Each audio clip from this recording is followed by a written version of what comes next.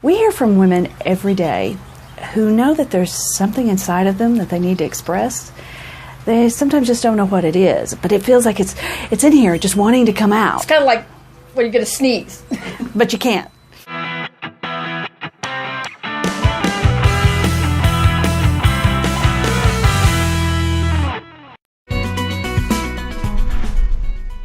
Our friend Sue has figured this out for herself. She's found her way of expressing that.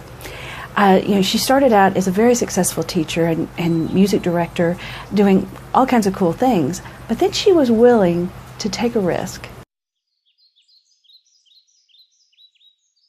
So Sue, your work is absolutely beautiful, and it is so touching. There's so much emotion in it.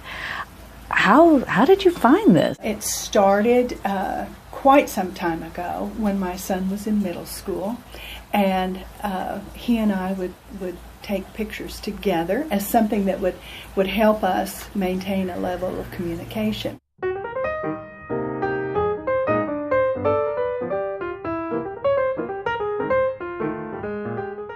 When I totally retired from all aspects of work, I needed an outlet. I needed some creative expression, something to keep me busy off the streets, maybe, who knows. Idle hands and all that. So I bought a camera, and as a matter of fact, I started with just a little point and shoot, and rekindled that love and that passion for photography. I believe in lifelong learning. Yes. I believe you're never too old to learn something. I love her. What's it like to put your stuff out there? Because anybody who creates, their first fear is, what if it's not good? That can be very intimidating, as you say. I will say that in our class, we were expected to enter an exhibit. Whether you got in or not was a different story, but you had to enter. And that was what started my journey with exhibiting my work. And then through exhibiting, I then opened up to where I would offer my work for sale. Ooh. Ooh is right. Is there a lot of rejection? Oh, sure. That's part of the game. When you're an artist, just like a writer that sends in a manuscript, you're going to get rejection. Another aspect of that, too, is that people will ask you to shoot a certain image for them.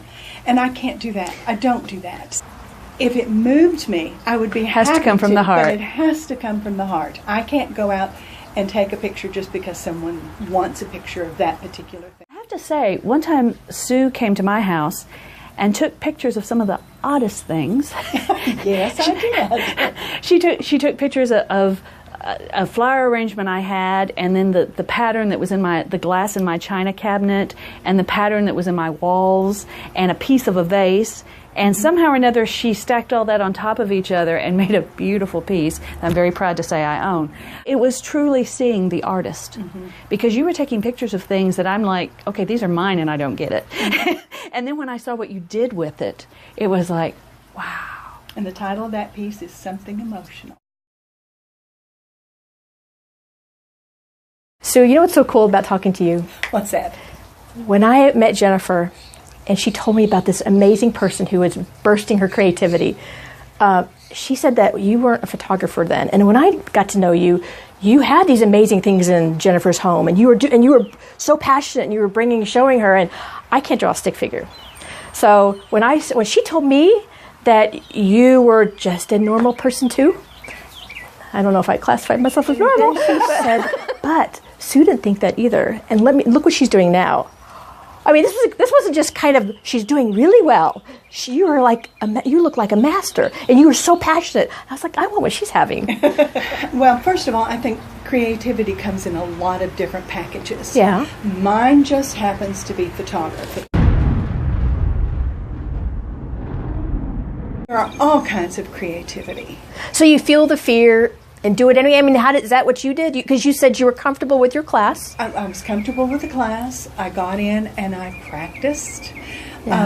Practice used to be a bad word to me, but I look at it now in a whole different light. You know, a yoga person practices every day. Sports figures practice on a regular basis to maintain their level of performance. Musicians practice on a regular basis. I get my camera nearly every day and do some shooting. I have images that I don't process, that aren't worthy of spending time on. But if I don't do that daily practice, then those gems that surface. And those daily practices that feel like work or play? No, play. It's play. That's the energy you're bringing to it. Absolutely So play. if you start something that you're trying out and you're playing, you bring the energy of play. That's what happened to me. I did a workshop just a couple of weeks ago, and my final slide on my PowerPoint said, practice, play, have fun with your photography. Oh, that's and great. That's what I do.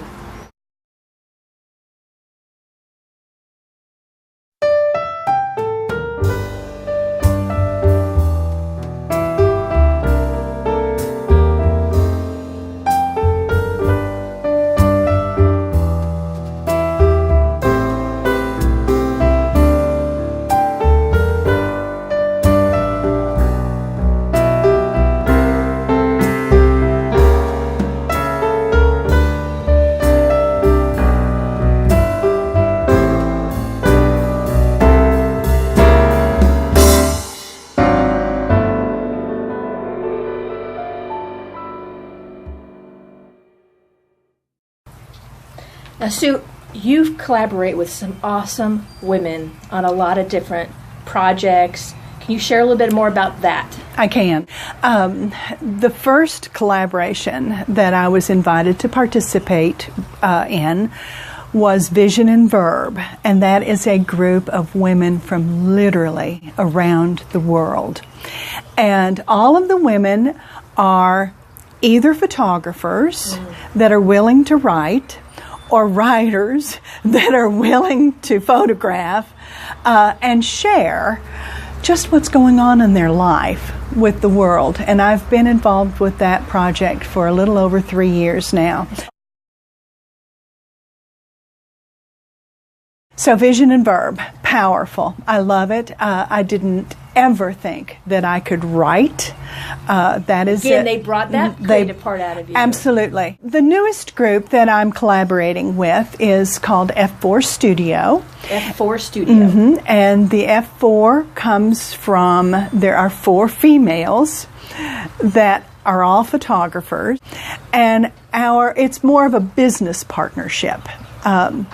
And our goal for F4 Studio is to exhibit our work and network with various resources that might be interested in acquiring our images. There's power in numbers, there's collaboration. We're going to have our first solo exhibit in November. Where?